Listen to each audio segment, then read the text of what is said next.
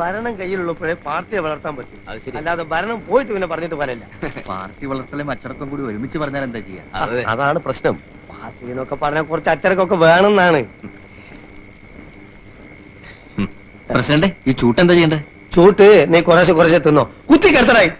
ഒരു ചൂട്ട് എന്തെന്ന് അറിഞ്ഞുകൂടാത്തവനാണ് ജനസേവനത്തിന് ഇറങ്ങിയിരിക്കുന്നത്. ഇതായിരിക്കും KRPയുടെ അച്ഛൻ. അച്ഛന് മനസ്സിലായില്ലേ? KG പൊതുവാൾ ഞങ്ങളുടെ മണ്ഡലം പ്രസിഡന്റാ. എന്ത് ചോദ്യാണ്, അറിയാണ്ടിരിക്കോ? പ്രത്യേകിച്ച് മാനങ്കര മണ്ഡലത്തിൽ ഒരു വോട്ടർ. നമ്മുടെ പേരെന്താണ്? രാഘവൻ നായർ. മിസ്റ്റർ രാഘവൻ നായർ. ഈ പയ്യനുണ്ടല്ലോ KRP, മിടുക്കനാ. ഇവൻ വലിയവനാകും. ചൂട്ട് കത്തിക്കട്ടെ. ഞങ്ങള് ഒരു വലിയ സന്തോഷ വാർത്ത അറിയിക്കാനാണ് ഈ രാത്രി ഇങ്ങോട്ട് വന്നിട്ടുള്ളത്. എന്താണാവോ?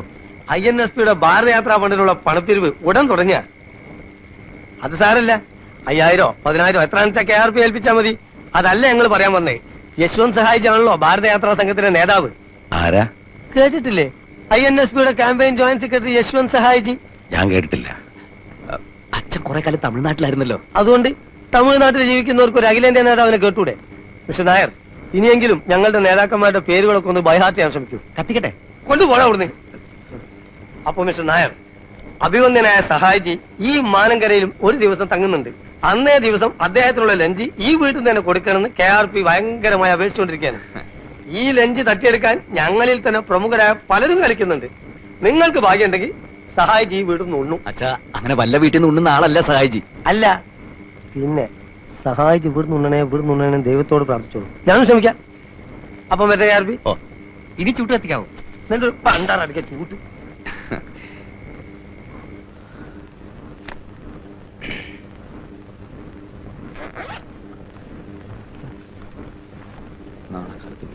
പ്രകാശ. എന്താ അച്ഛാ? അല്ല, നിന്റെ നേതാവ് വേറെന്തോ ഒരു പേരാണല്ലോ നിന്നെ വിളിച്ചത്. RSPയോ KSPയോ? അല്ലച്ചാ, KRP. പൊളിറ്റിക്കൽ സർക്കിളിൽ ഞാൻ പറയപ്പെടുന്നത് അങ്ങനെയാ. കോട്ടപ്പള്ളി രാഘവൻ നായർ പ്രകാശൻ, അതാണ് KRP. അയ്യേ, പ്രകാശ് എന്നുള്ള പേര് നല്ലതായിരുന്നില്ലേ? പക്ഷെ ഒരു രാഷ്ട്രീയ നേതാവിന് 3 അക്ഷരമുള്ള ഇംഗ്ലീഷ് പേര് രാശിയ. ഇപ്പോ MGR, NTR, PKB, EMS, AKG എല്ലാം 3 അക്ഷരല്ലേ? ഞാൻ KRP 3 അക്ഷരം. ഓ, അതാണല്ലേ. പക്ഷെ മോൻ ഇത്ര വലിയ നേതാവൊക്കെ ആയിട്ടും നമ്മുടെ ആനന്ദനെ ഒന്ന് സഹായിക്കുന്നില്ലല്ലോ. ഏതാനന്ദൻ? നിന്റെ ചേച്ചിയുടെ ഭർത്താവ്, അല്ലാണ്ടാരാ? ഓ, അതാണോ? അച്ഛാ, അളിയൻ ചേട്ടന്റെ കൂടെ കൂട്ടുകൂടി ഞങ്ങളുടെ പാർട്ടിക്കാരെ മുഴുവൻ തല്ലിച്ചതച്ചതാ. അച്ഛനറിയോ, ഇപ്പൊ ഇവിടെ വന്നില്ലേ ഞങ്ങളുടെ മണ്ഡലം പ്രസിഡന്റ് പൊതുവാൾജി? അങ്ങയുടെ ഫ്രണ്ടിൽ തള്ളിയിരിക്കുന്ന 2 പല്ലച്ഛൻ ശ്രദ്ധിച്ചോ? അത് വെപ്പാ, അളിയന്റെ പണിയാ. ഞാൻ അറിഞ്ഞുകൊണ്ട് അളിയന് വല്ല സഹായം ചെയ്താൽ അതെന്റെ പൊളിറ്റിക്കൽ കരിയറിനെ മുഴുവൻ ബാധിക്കും. അച്ഛൻ വേറെ എന്ത് വേണേലും പറഞ്ഞോ. 6 മാസം കൊണ്ട് ഞങ്ങളുടെ മന്ത്രിസഭ വീഴുന്നും പറഞ്ഞ് ചൊറിയും കുത്തിര ആളിരിക്കുന്നുണ്ടല്ലോ ഇവിടെ. മൂപ്പരോട് പറ അളിയനെ രക്ഷിക്കാൻ. നിങ്ങൾ എന്താണെന്ന് വെച്ചാൽ തീരുമാനിച്ചു. ഒത്തിരി പണം ചെലവാക്കി പഠിപ്പിച്ചിട്ടും 2 ആള് ഒരു ജോലിക്കും പോകുന്നില്ലോ എന്നാ എന്റെ വിഷമം. എന്റെ കാര്യം അച്ഛൻ വിട്ടേക്ക്. അച്ഛാ, ഈ രാഷ്ട്രീയ പ്രവർത്തനം ഇപ്പൊ പഴയതുപോലെ ജയിലിൽ കിടക്കലും സ്വാതന്ത്ര്യം വാങ്ങലൊന്നും അല്ല. പിന്നെ ഞങ്ങൾക്ക് ഇപ്പൊ അധികാരം കയ്യിലുള്ളതുകൊണ്ട് ഒരു പ്രശ്നമില്ല. അച്ഛന് മനസ്സിലായില്ലേ? മറ്റൊന്നും അച്ഛനിപ്പോ ആലോചിക്കണ്ട. സഹായിജിയുടെ ലഞ്ച് നമുക്ക് കലക്കണം. അച്ഛാ, അതോടെ KRP എന്നുള്ള പേര് നോർത്ത് ഇന്ത്യ വരെ ഫേമസ് ആവും. അവിടെയാ? പിന്നെ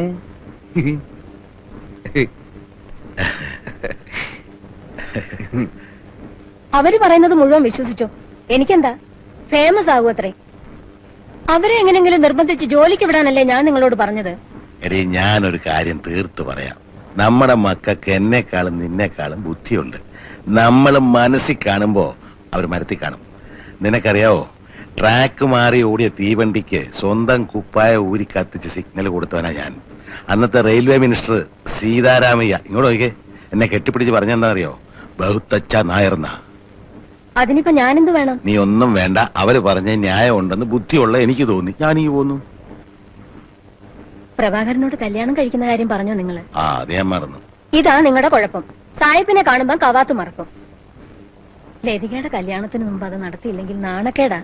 തന്നെയല്ല, ഞാൻ നിങ്ങളെ പോലെ ചെറുപ്പമൊന്നുമല്ല. എനിക്ക് വയസ്സായി വരിക. സഹായത്തിന് ആരെങ്കിലും ഇല്ലാതെ എങ്ങനെയാ? ഭാനു, ലതികയുടെയും പ്രഭാകരന്റെയും പ്രകാശിന്റെയും എല്ലാവരുടെയും കല്യാണം ഞാൻ അതാത് സമയത്ത് വേണ്ട പോലെ നടത്തും. നടത്തിയാ മതി.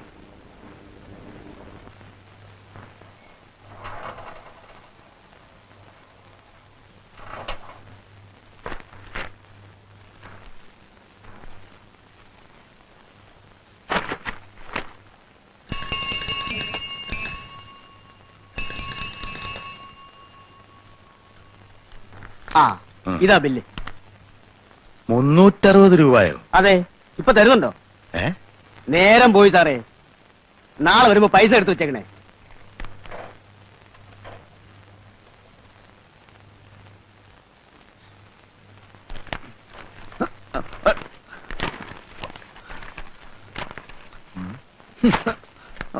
ആരാ മക്കളെ ഇത്രയും പത്രങ്ങൾക്ക് പൈസ കൊടുക്കുന്നത്? അമ്മയാണച്ചാ. മാസം 360 രൂപയോ? അവൻ വരുത്തുന്ന മൂരാച്ചി പത്രങ്ങൾ നിർത്തിയേക്കച്ച.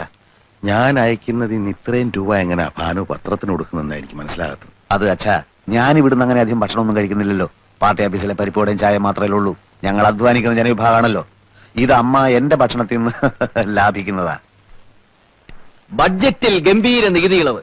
കഴിഞ്ഞ സർക്കാർ പാവങ്ങളുടെ മേൽ അടിച്ചേൽപ്പിച്ചിരുന്ന അമിത നികുതികൾ റദ്ദാക്കിക്കൊണ്ടതാണ് പുതിയ സർക്കാരിന്റെ ബഡ്ജറ്റ്. വിപ്ലവാത്മകമായ നികുതി ഇളവുകളാണ് പുതിയ സർക്കാർ പ്രഖ്യാപിച്ചിട്ടുള്ളത്.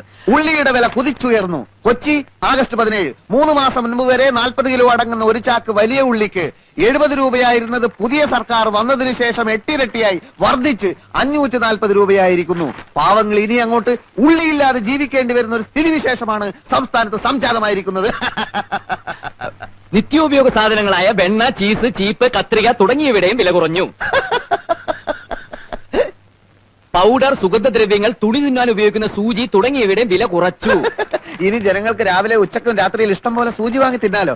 അച്ഛ, ഇത് കണ്ടോ? ക്രമസമാധാന നില ആകെ തകരാറിലായിരിക്കാണ്. പോലീസ് നിർവീര്യമായി നിൽക്കുക. പഴയ സർക്കാർ തന്നെയാണ് അധികാരത്തിലിരിക്കുന്നതെന്ന് കരുതിയാണ് പോലീസിന് യാതൊരു ജാഗ്രതയും ഇല്ലാത്തതെന്ന് മുഖ്യമന്ത്രി. എല്ലാം ശരിയായി വരാൻ കുറച്ച് സമയം പിടിക്കും. ഇന്ന് സ്കൂൾ സമരം വല്ലതും ഉണ്ടോ പത്രത്തില്? ഇന്നൊന്നും കാണുന്നില്ല. പക്ഷേ വലിയൊരു സമരം വരാനിരിക്കുന്നുണ്ട്. എല്ലാം തകിടം മറിക്കുന്ന വിമോചന സമരം. ഒരു ബസ് കണ്ടക്ടറും സ്കൂൾ കുട്ടിയും തമ്മിൽ എന്താ പ്രശ്നമുണ്ടെന്ന് കേട്ടു. ഇന്ന് സമരമൊന്നും ഇല്ലല്ലേ? കഷ്ടായിപ്പോയി. വോട്ട് ചെയ്ത് ജയിപ്പിച്ച ജനങ്ങൾ പാഠം പഠിക്കുമെന്ന് പ്രതിപക്ഷ നേതാവ്.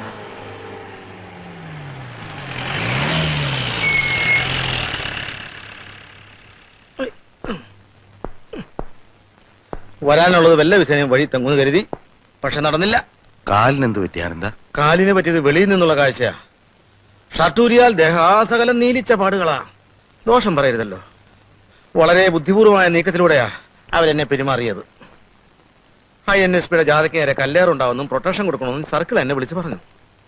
പക്ഷെ ജാഥയ്ക്ക് നേരെ കല്ലേറുണ്ടായില്ല, എനിക്ക് നേരെ ഉണ്ടായി. എല്ലാ ഏർപ്പാടുകളും ഇവര് തന്നെ ചെയ്തതാ. ഏറ് തുടങ്ങിയ പിന്നെ ജാഥ അക്രമാസക്തമാവുമല്ലോ. അക്രമാസക്തമായി. എല്ലാ അക്രമവും എന്റെ നേരേക്കായിരുന്നു എന്ന് മാത്രം. ഞാനും വിട്ടുകൊടുത്തില്ല. സർവശക്തിയും സംഭരിച്ച് ഞാൻ ഓടി. ഒരു തോട്ടി ചാടി. തോട്ടിലൂടെ 7 കിലോമീറ്റർ ഒഴുകിച്ചെന്ന് ഒരു കരക്കടിഞ്ഞു. സന്തോഷമായല്ലോ. താനും തന്റെ പാർട്ടിപ്പെട്ട സകല ഡൂക്ലികളും കാണിച്ചെന്ന എല്ലാവരെയും എന്നാൽ കഴിയുന്ന വിധം ഞാൻ തല്ലി. ഒരളിയനോട് ഇങ്ങനെ തന്നെ വേണം പെരുമാറാൻ. 6 മാസത്തിനകം ഈ സർക്കാർ നിലംപതിക്കും. എനിക്കിനി മേലും കീഴ് നോക്കാനില്ല. പ്രമോഷൻ, CMന്റെ സെക്യൂരിറ്റി ചീഫ്, എന്തെല്ലാം പ്രലോഭനങ്ങളായിരുന്നു. നേര് പറഞ്ഞാൽ ഞാനിവിടെ വന്നത് നിന്നെ കാണാൻ വേണ്ടിട്ടാ. ഇടിവെട്ടിയവനെ പാമ്പ് കടിച്ചെന്ന് പറഞ്ഞ കൂട്ടത്തില് തല്ലും മേടിച്ച് സ്റ്റേഷൻ ചെന്നപ്പോ അവിടെ കിടക്കുന്നു മനോഹരമായ ഒരു ട്രാൻസ്ഫർ ഓർഡർ. കാസർഗോഡ് ജില്ലയിലെ ഏതോ ഒരു കാട്ടിലേക്ക്. പറയാൻ എനിക്ക് അർഹതയില്ല. എന്നാലും എന്നെ രക്ഷിക്കാൻ വല്ലതും ചെയ്യാൻ പറ്റുമെങ്കിൽ ചെയ്യാം. അല്ലേ ഞാൻ പോട്ടെ. ആനന്ദ, നീ ഇരിക്കേ. ഇരിക്കാനൊന്നും നേരമില്ല അച്ഛാ. നാളെ ജോയിൻ ചെയ്യണം. ആനന്ദ, ആനന്ദൻ മോനെ ലതയും കുഞ്ഞുങ്ങളും. അതിനെപ്പറ്റി ഒന്നും ചോദിക്കണ്ട, എനിക്ക് ഭ്രാന്തായി പോവും. ആനന്ദ, നീ പോവാണോ? ആ. ചായ എടുക്കണ്ടേ? വേണ്ട വേണ്ട, അയ്യോ, നിന്റെ കാലിലെന്ത് പറ്റി? ഒന്നും പറ്റിയതല്ല. ഞാനേ ഒരു നാടകത്തിൽ ചട്ടുകാരനായിട്ട് അഭിനയിക്കുന്നുണ്ട്. അതിന്റെ റിഹേഴ്സൽ എടുത്തോണ്ടിരിക്കുക.